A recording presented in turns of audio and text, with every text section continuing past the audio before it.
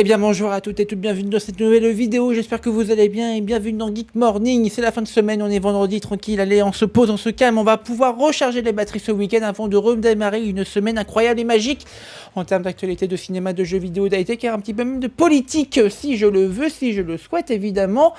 Alors, il y a quoi aujourd'hui? On va parler de Heartstopper qui va donc se terminer en un long métrage pour Netflix. Il n'y aura pas de saison 4, Netflix veut bâcler la fin, si ce n'est déjà fait avec les saisons que je trouve assez bâclées sur certains aspects.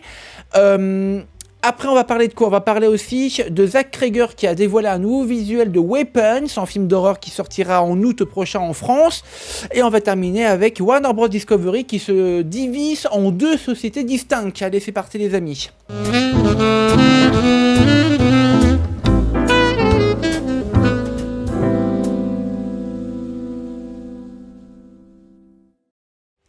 Allez, c'est parti les amis, on va commencer avec Heartstopper, donc le film Heartstopper qui sera donc un long métrage pour terminer la série télévisée Netflix. Donc a débuté son tournage il y a quelques jours avec évidemment le trio d'acteurs iconiques de la série. Voilà, que va raconter ce film? On n'en sait rien, à mon avis ça va enfin peut-être faire terminer les arcs narratifs et scénaristiques de tous les personnages. Est-ce que les deux là, le rouquin et l'autre là, ils vont rester ensemble? On ne sait pas. En tout cas ça reste indéterminé en termes de pitch et de scénario. Netflix n'a pas balancé beaucoup de news à ce sujet là. En tout cas, on espère que le film sera un peu mieux que la série, parce que franchement, c'est un petit peu râler pas crête. La saison 2 de Heartstopper, c'est une pâle copie de Emily in Paris, une autre série Netflix qui est aussi pas terrible. Bref, tout se répète, le serpent qui se mord la queue. Netflix, ils voient que ça fonctionne, donc du coup leur algorithme, ils disent il faut remettre ça aussi dans d'autres séries. Donc voilà, c'est vraiment le problème de Netflix.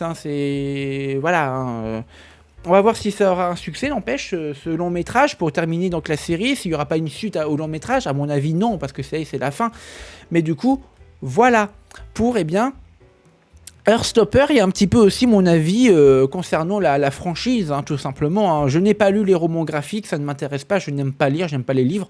Mais sinon, bon, voilà, scénaristiquement parlant, d'une manière purement cinématographique, c'est vraiment ras les pâquerettes. Voilà.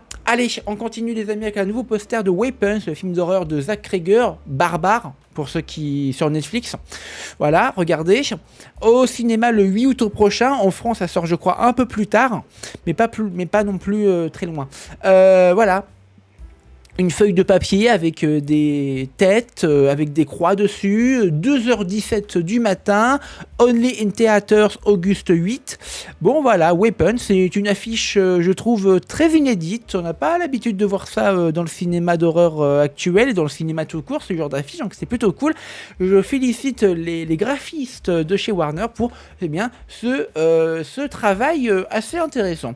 Et en parlant de Warner, c'est la dernière actualité de cette journée, parce que là, j'ai beaucoup de choses à vous dire concernant cette actualité et ça prouve bien qu'il y a un problème chez Warner parce qu'ils ne savent plus quoi faire. Regardez, Warner Bros. Discovery sera donc divisé en deux compagnies distinctes, streaming et studio, Warner Bros. Television, Warner Bros. Pictures, Warner Bros. Games, DC Studio, HBO Max, plus leurs films et leurs téléfilms. Voilà, et Global Network, CNN, TNT Sport, Discovery Plus et Other TV Network. Moi j'ai un problème avec ça parce que déjà que Warner Bros ont le monopole sur pratiquement à peu près tout aux États-Unis et un peu dans le monde. Vraiment Warner Bros et Disney c'est vraiment le monopole du monopole et ils sont en train de se gratter un petit peu la part du lion. En ce moment ils sont en train de se faire un petit peu la malle et on a vu que hier que David Zaslav n'avait pas ses 52 millions de dollars de bonus. Bref, tant mieux pour lui, mais en vrai, ça prouve qu'il y a un vrai problème, une vraie dissonance chez Warner Bros. Ils ne savent plus. David Zaslav ne sait plus comment gérer sa propre entreprise. Il fait absolument n'importe quoi. Déjà que HBO Max redevient, la plateforme de streaming de Warner Max redevient HBO Max alors que c'était déjà HBO Max en 2023. Bref, c'est vraiment, il se passe plein de trucs éditoriaux en ce moment en interne chez Warner Bros. C'est très intéressant à décrypter, mais malheureusement, je ne suis pas chez Warner Bros. Donc je ne veux pas savoir ce qui se passe réellement derrière les bureaux.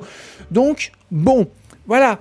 En tout cas, vous le savez maintenant, ça sera donc divisé en deux compagnies bien distinctes et à voir si ça va impacter leurs finances, etc. À mon avis, non, mais on n'est jamais à l'abri d'une réaction du grand public assez hostile à cela. Voilà les amis, c'est la fin de ce Geek Morning. N'hésitez pas à liker, à commenter, à partager. N'hésitez pas à me dire dans les commentaires ce que vous pensez de tout ça.